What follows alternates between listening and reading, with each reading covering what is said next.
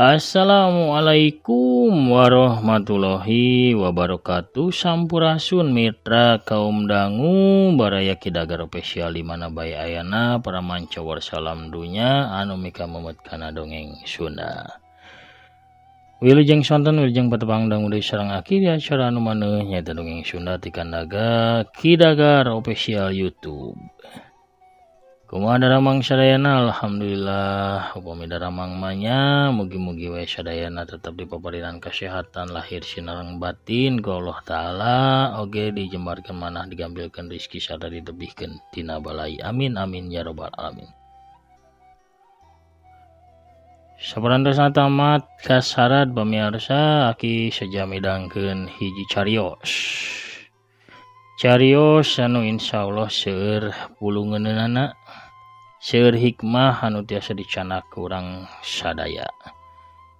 Lalakon saurang bapa saurang salaki anu sapinuh jiwa ngurus rumah tangga jeung ngurus anak-anakna. Tapi harapan jauh tina sawangan nyatana kebon nu diurus, tutuwuhan nu diurus teh sawaktu rek buahan boro-boro bisa dipaden. Kitu pamirsa pangintennya paribasana hiji jejak carios jaga riksa kebon reka naki nyalira sejadi padaroge ku aki mugi-mugi wae tiasa jantan panglipur kalbu pangbeberah kana manah pangrepeh kana hate. Sasieun sabanjeureun aya hikmah nu tiasa dicanak kangge bekal sarta pieunteungan urang sadaya dina kumuh hirup di alam dunya. Mangga urang ngamparkeun deui sama kabuitanna ulah hilap nu teu can subscribe mangga di subscribe heula ditoel heula tombol loncengna supados saya notifikasi upami akin raskeun hanca dongeng. Hatur nuhun kanu parantos subscribe, like, komen oge nge-share dongeng-dongeng aki urang pedar. Episode tanapi bagian anu munggaran jaga riksa kebon bagian anu kahiji prung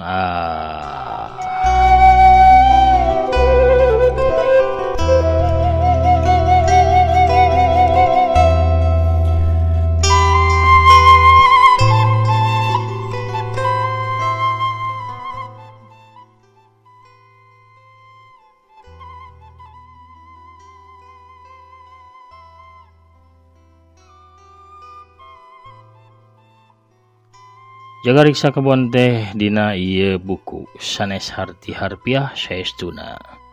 Tapi mangrupi hiji parumpamaan pikeun saurang bapa atawa kapala kulawarga. Kumargi urang sadaya anu ngaraos janten bapa ditugaskeun ku Gusti nyaeta Gusti Allah kangge ngariksa kebon teh rumah tangga. Ari tutuwuhanana nyaeta mangrupi anak urang sadaya anu dititipkeun ku Gusti pikeun diriksa dirawat ku urang salaku jaga riksa kebona Gusti Allah. Ieu buku lain ukur ngeunaan cinta sajati tapi oge ngeunaan pegatna hubungan antara dua generasi, ngeunaan tak-tak anu ngulampreh, ngeunaan leungeun anu geus ngageter, ngeunaan barudak anu hayang ngahontal dunya. Ngeunaan lakon saurang jaga riksa kebon anu ngarawat tutuwuhan sapinuh hatena tapi sanggeus eta tatangkalan jadi gede tur pinuh kudang daunan.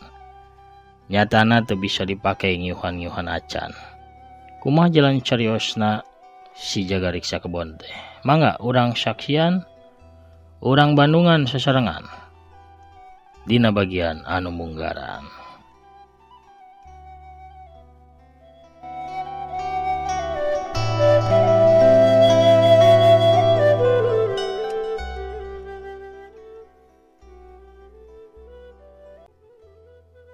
Sidik Purnama, seorang bapa anu ngawangun hiji kulawarga. Seorang bapa anu soson-soson digawe ngarawat mawar-mawarna sangkan tumbuh jeung berkembang. Anjeunna lain ukur mika nyaah kana tutuwuhanna, tapi oge resep ngiuhan di handapeunnana. Anjeunna miharep hiji waktu engke jaga. Waktu geus lungse tina kahirupan ieu. Eta tatangkalan jadi pangyuhan anu guna pikeun dirina. Awal Maret 1884, wanci harieum beungeut di sabudeureun kota Bandung. Hawa masih kacida karasanya cep tirisna. Tapi pikeun Sidik Purnama teu matak jadi halangan. Sabab manehna geus ngawanci, unggal isuk ge lari pagi ti saprak puluhan tahun ka tukang. Imah tingkat 2 anu lumayan sigrong di wilangan kebon kalapa. Geus puluhan tahun ditempatan ku Sidik Purnama sakulawarga. Lain imah boga sorangan tapi imah menang ngontrak ti Saipul Bahri sobat dalitna. Sidik harita babatak leungeun jeung suku. Tuluy meneutkeun panto, ngarenghap narik napas panjang pikeun ngarasakeun segerna hawa di wanci isuk. Setelan training warna bulau jadi kokojo saragam olahragana. Sidik Purnama lumpat lelaunan ngambah jalan anu berasna teh ka taman alun-alun Bandung. Lumpatna antarena aker, bisa disebut oge ukur lempang gancang. Maklum manehna geus teu bisa lumpat tarik sabab umurna geus nincak 58 tahun.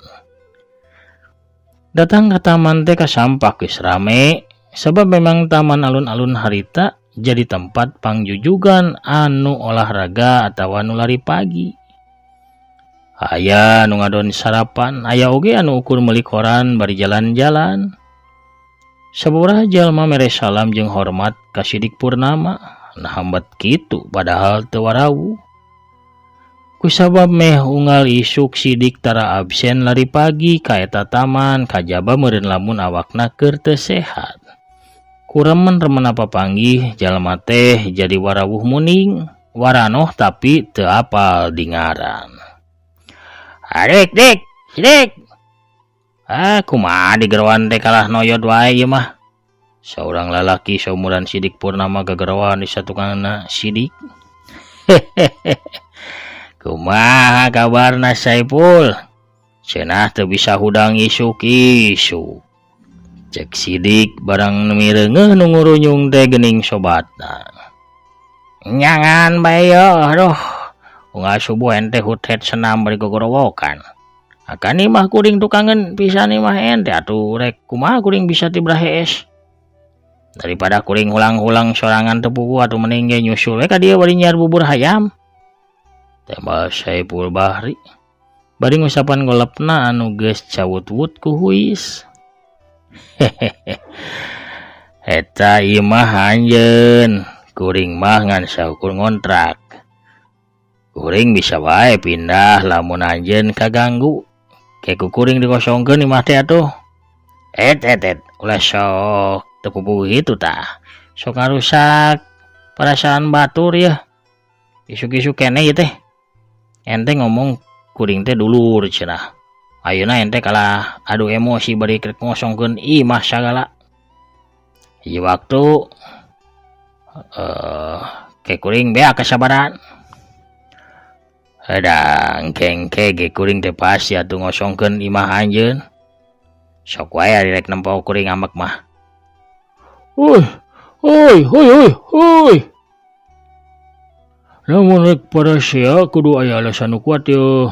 Kuring bosan salila 25 tahun ngadengekeun aranjeun hog-hog wae ngeunaan eta wae, imah wae, gandeng wae. Hiji sora mairan di satukangeun. Sidik jeung Saipul meh bareng ngalieu ka tukang.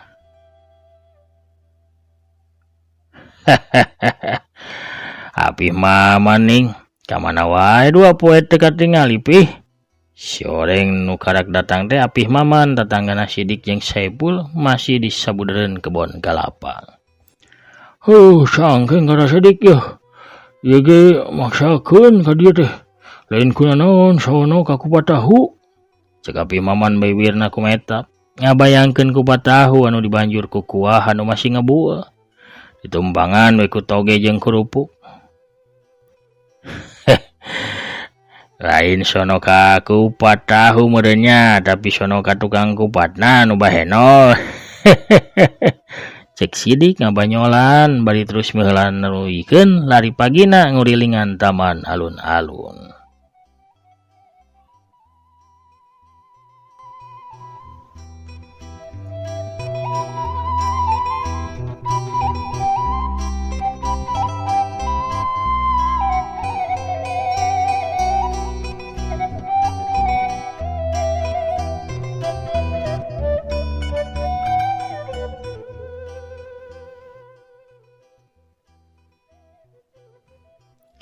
Kocapkeun di imah Sidik Purnama, saurang awewe umur 57 tahun keur sibuk keprak-keprak.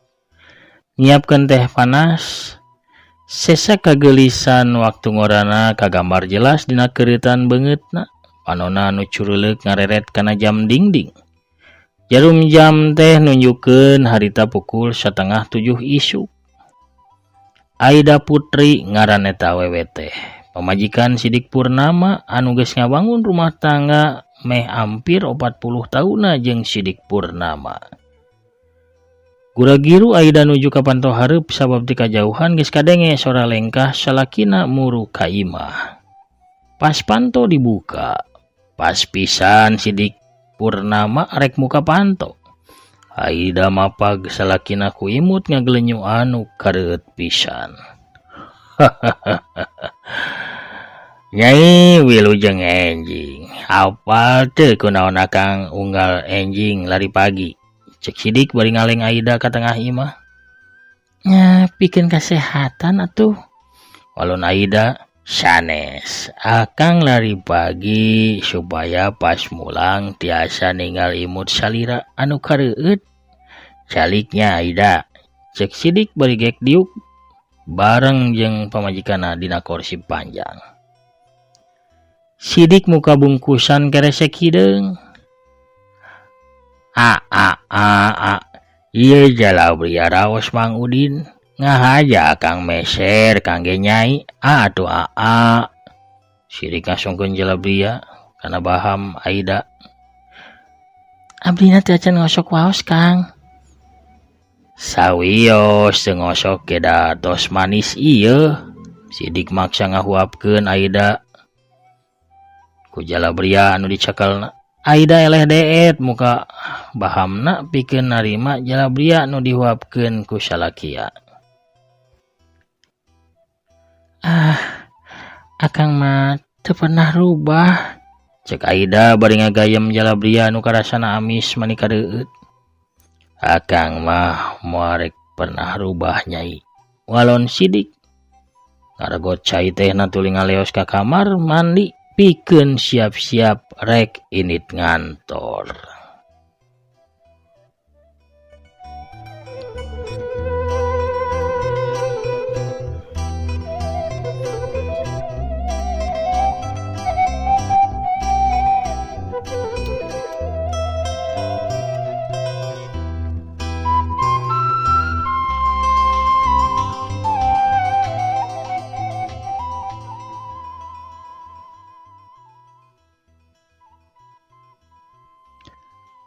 Sidik dungdak denglek hareupeun enteung kameja biru jeung calana kain warna hideung geus dipake. Ngusap-ngusap janggot jeung kumisna anu geus barodas sakeudeung tuluy ngaleos rek kaluar ti kamar. Sanajan geus umuran tapi kereutan gagahna masih kagambar jelas. Karak gerek muru panto Aida kaburu asup ka kamar bari mamawa dasi. Ieu Kang, anggo. Akang mah teu bisa make nanyi. Tos sepuh tapi teu wae kersa diajar nalikeun dasi atuh. Cek Aida bari masangkeun dasi kana kerah baju Sidik Purnama. Pami akang diajar nalikeun dasi. Tuluy Nyai kumaha? Cek Sidik bari ngarangkul cangkeng pamajikanana. Akang mah teu pernah robah. Nya kunaon kedah robah kitu akang? Sidik mukakeun panto hareup tapi ti ruang tengah Aida gura-giru. Kang antos heula. Sidik malikeun awakna. Nyai teh ngagolerkeunana di payunan akang unggal enjing ge tapi akang meh unggal dinten hilap bae. Cek Aida bari ngasongkeun amplop anu isina teh duit. Uang makan Sidik salila ngantor. Akang mah sanes hilap tapi ngahaja ditinggalkeun. Kunaon Kang? Ieu hartos titipan Gusti, gunakeun wae. Akang mah keun wae gampil. Akang angkatnya. Enggal wih nya Kang. Akang bakal tetep di bumi pami Nyai anu nyuhunkeun mah. Cek sidik bari ngarangkul di cangkeng pamajikanana. Aida nyurungkeun sidik Purnama supaya gancang init ngantor. Akang mah teu pernah rubah. Sidik ngoloyong init bari ngagak-gak seuri. Diantar ku paneuteub Aida bari seuri. Aida gogodeg ningali pamolah salakina nu teu pernah rubah sakitu geus puluhan tahun rumah tangga.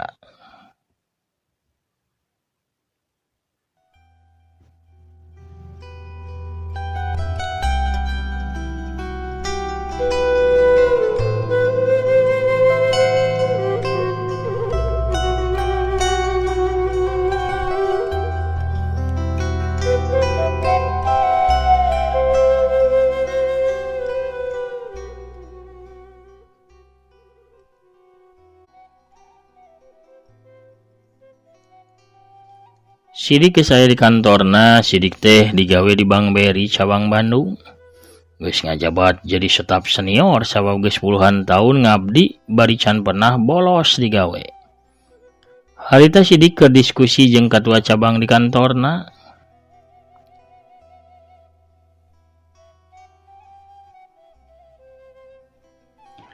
Upami urang nyayogikeun mesin ATM dugi ka unit-unit di desa. Nasabah urang pasti ningkat. Margi eta mesin pasti leuwih ngabantos kana nasabah, Pak. Hebat. Hebat memang ide-ide Pak Sidik. Pasti brilian bae. Kedana mah Pak Sidik teh tos mimiti ngabangun usaha nyalira. Komo tos bade pensiun mah. Ceuk Pak Nur Mubarak salaku atasan Sidik Purnama. Henteu Pak. Masalahna abdi tos terbiasa gaduh atasan. Di dieu bapak, di bumi istri abdi. Saduana bareng seuri maning ngagak-gak. Aida harita ngareret kana jam dingding. Jarum jam nunjukkeun geus pukul 3:30. Gancang Aida ninyuh cieun teh tuluy dibawa ka ruang tengah. Sawatara eta sidik karak mulang ti kantor ngalenggah gancang muru kana panto. Kakarak gerek mencet bel anu ngadaplok luhureun panto. Panto geus kaburu aya nu muka ti jero. Breh rupa Aida muncul di hareupeun Sidik Purnama. Nyai, saacan akang mencet bel nyai tos apal akang dongkap. Akang mencet atanapi teu mencet bel lenggah akang tos kadangu dina hate nyai mah. Anu leres, pami kitu hayu atuh. Sidik rek nangkep ka Aida. Henteu ayeuna Kang. Aida malik ngajanggilak bari jeung baeud. Kunaon? Tanya Sidik Purnama. Nyai teh nuju ambak ka akang, walon Aida. Oh, kucan kitu. Pami kitu akang oge ambek ka nyai ah. Har, kunaon? Atuh nyai heula kunaon? Akang hilap ayeuna dinten naon? Dinten? Atuh dinten Rebo atawa Kamis kitu nya. Tuh kan. Nyai anu hilap dinten ieu teh poe penting. Aida narik pigelang Sidik ka meja dapur. Tuh tinggal sadidinten nyai matos beberes ngadamel kue nyiapkeun mameun. Cek Aida beri nunjuk kana kue bolu dilapis ku coklat anu aya dina luhur meja. Keur kitu Sidik ngagakak. Masangkeun kalung emas bodas ka pamajikanana. Janten akang teu hilapnya. Sora Aida ngaradak leuleuy jeung katempo bunga. Sidik ngaharewos kana ceulina Aida. Nah, nyai hilap kana cariosan engkang. Aida akang teu tiasa hirup tanpa anjeun. Hate akang tuktek saacan anjeun hadir dina hirup akang. Nya pas dinten ieu anjeun hadir dina hirup akang teh. Wilujeng milad nikahan urang anu ka-40 nya Kang. Cek Aida bari ngarangkul salakina. Ka-40. Ulah heureuy akang can ningal Nyai anu saestuna coba ku akang bade diperhatikeun. Dua dampal dengan sidik nanggei pipi Aida kenca katuhu. Sidik netep geget pamajikanana. Endah, gelis pisan. Aida ukur imut ngagelenyu, sidik nuluykeun cumaritana. Nyai henteu palai urang emam di restoran gitu bari ngadangkeun lagu kenangan urang. Atenapi Ari kami kedah kumaha. Nya kami kudah kumaha tuh. Nya kami kumaha. Nya kami ieu sadaya kumaha. Kadenge solareang nu nyarita meh bareng minuhan rohangan tengah. Sidik Malik romana ruas campur jeung bunga. Iraha ieu teh darongkap barudak. Sidik heran sabab teu apal deui di rohangan tengah jo ngajajar anak-anakna minantuna jeung dua incuna.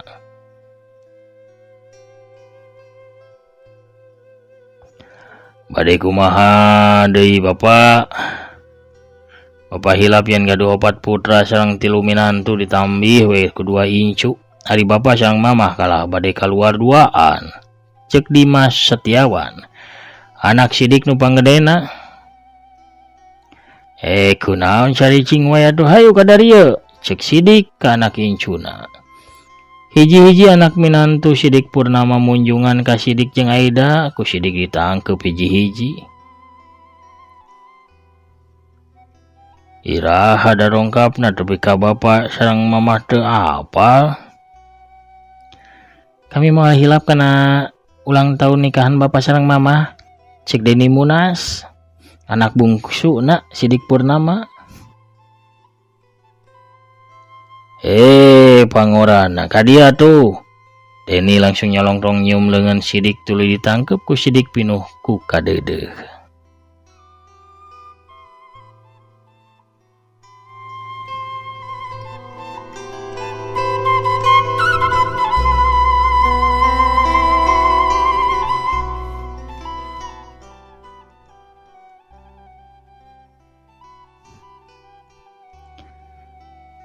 Sanes mangling Deni anu panganom nama di dieu teh di keluarga ieu teh tapi Abi Paul Ayali cek hiji budak leutik umuran 8 tahun. Incu aki Paul ka dieu jang.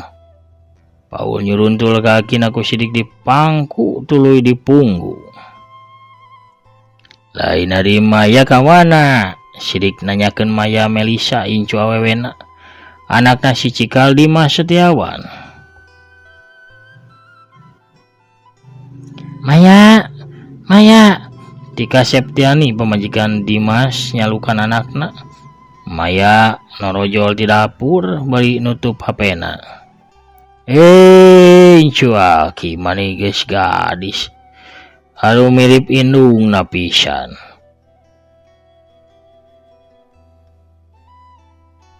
Bapak Bagja ngagaduhan incu anu kasep jeung geulis. Nuhun ka barudak anu tos masian incu ka Bapak.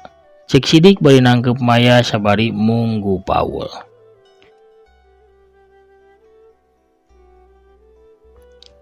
Tah, ayeuna Bapak nu kedah masian kabagjan ka kami ku cara ngarayakeun ulang tahun nikahan Bapak sareng Mamah.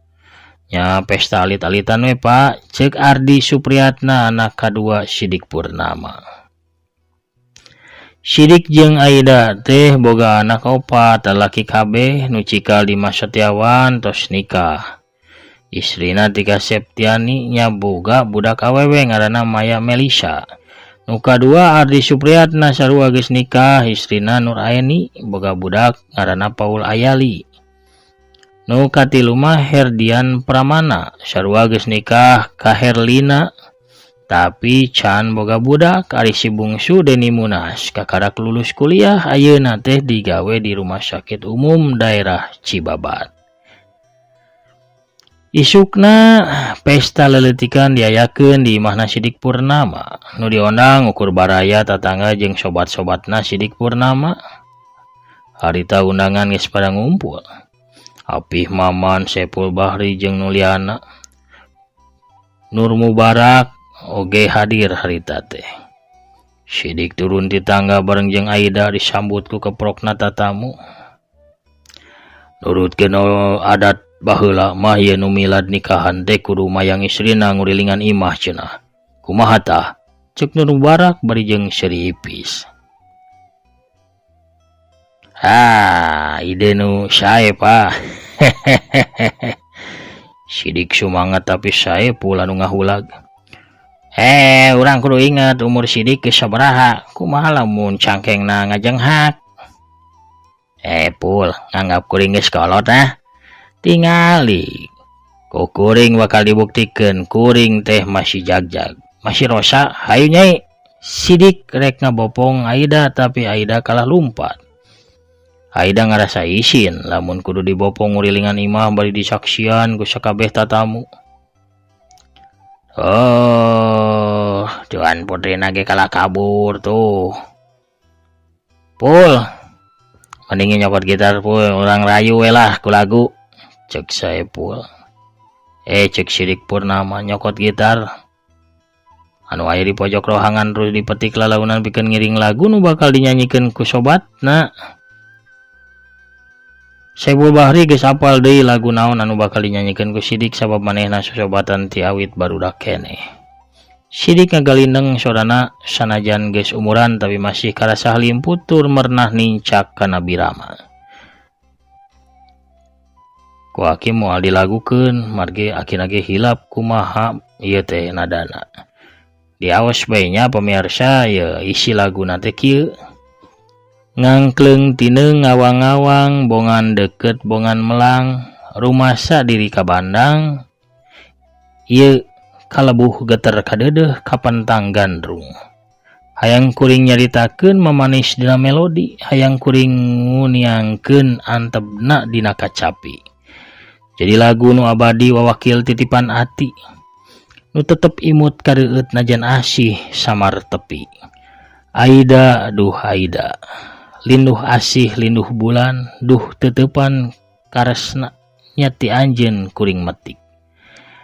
Aida Malik ngadeng nyanyian Sidik teh tuluy langsung ngagabrug nangkep bari panona karasa haneut ku cimata. Tina kayan kitu ti panto hareup ngadadak norojo saurang awewe tengah tubuh di samping jangkung make kabaya beureum leungeun kencana ngelek boboko sedengkeun leungeun katuhuna nyekla nyiru anu disuhun dina luhur sirahna. Punten parunten sanes ibi cologok punten nya. Dedeh ieu mah mengpeung nuju rame bade sakantenan ieu nawisan awug ibi teh icalan ieu teh tah sareng kukurawu raos geura ieu bari ieu mah bari pesta kieu mah ieu awug masih haneut tah amis raos kareueut matak dedeyeun ieu tah ieu kukurawuna gurih raos nikmat geura sok jarajan heula mangga ieu nu haladir. Dede pamirsa mangga jarajan atuh da waktosna ieu teh kabujang Saep.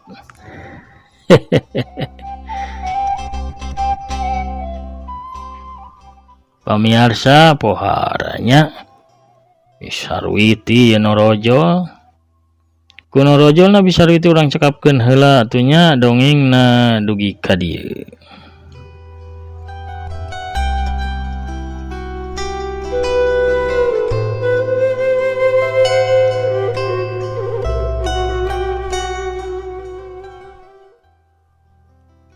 Pamirsa sadayana lalakon jaga riksa kebon bagian nu kahiji atana pinuku anu munggaran urang cekapkeun heula dugi ka dieu urang teundeun heula di handeuleum sieum gesan sampeureun urang tunda heula di hanjuang siang gesan alaeun urang sampeur deui ke di bagian anu salajengna.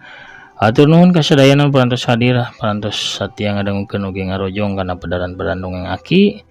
Sakitu heula nu kapihatur aki namit pungkur heula. Assalamualaikum warahmatullahi wabarakatuh. Permios cagah hanca.